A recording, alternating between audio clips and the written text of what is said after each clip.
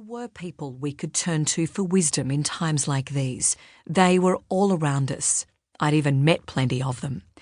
Over a quarter of a century in the news business, I've been privileged to interview thousands of people from all walks of life, including many who have survived calamity, suffered unspeakable trauma, or lost everything they owned.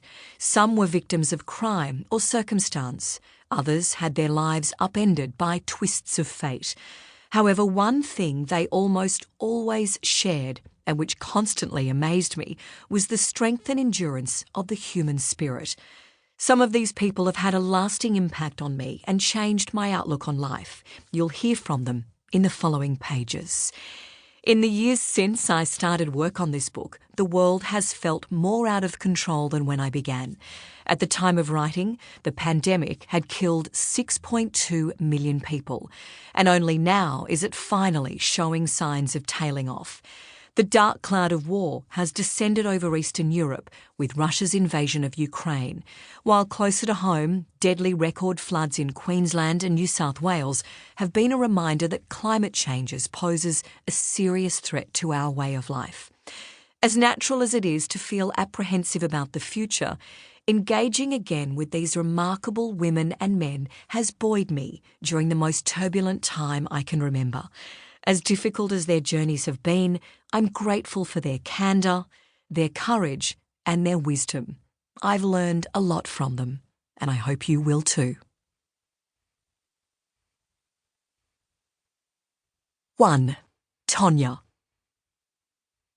The first time I encountered Tonya Whitwell in 2017, just over a year had passed since her quiet, happy life in the Brisbane suburbs ended and a traumatic new existence appeared in front of her. It is no exaggeration to say she was the most broken person I'd met in all my years covering the news. Emotionally, Tonya was on her knees. It showed in her tired eyes, and she told me with a fragile half-smile that she was hardly sleeping at night. Knowing in broad brushstrokes what Tonya had endured, I dared not ask about the thoughts that stalked her in those cursed hours of lonely wakefulness. That would have been cruel. I felt a strong connection to Tonya straight away, both mothers of two and both adoring of our fathers. Our emotional ties overlapped in a way that made me feel very deeply for her. As we spoke, though, I quickly became acquainted with Tonya's quiet strength, her natural grace and her dignity, characteristics she'd clearly carried over from her old life into the new. Traits she would need more than ever as she confronted a future no one could ever imagine they would have to face. I've often reflected on Tonya's painful odyssey when facing upheavals of my own. Her mantra, borrowed from J.K. Rowling, "Rock bottom has become the solid foundation on which I rebuild my life," is a rallying cry for anyone who has been laid low by personal tragedy.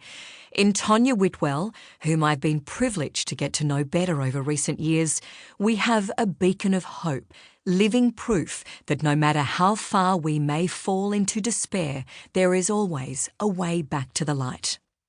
Around 10 o'clock on a Monday night in 2016, Tonya heard a knock at the door of her Brisbane home, followed by the sound of muffled voices in the living room. She'd gone to bed early, but her husband Gary had answered the door and let the two police officers inside. When Tonya came out from the bedroom and saw the uniforms, she assumed they were there about the recent burglary of her house. Instead, the solemn-faced officers turned to Tonya and said her father, Robert Whitwell, had been found dead in his home in South Australia. The blood drained from Tonya's face as disbelief, grief, shock and confusion rolled over her all at once. "How?" she gasped at the police as Gary put his arms around her. "When?"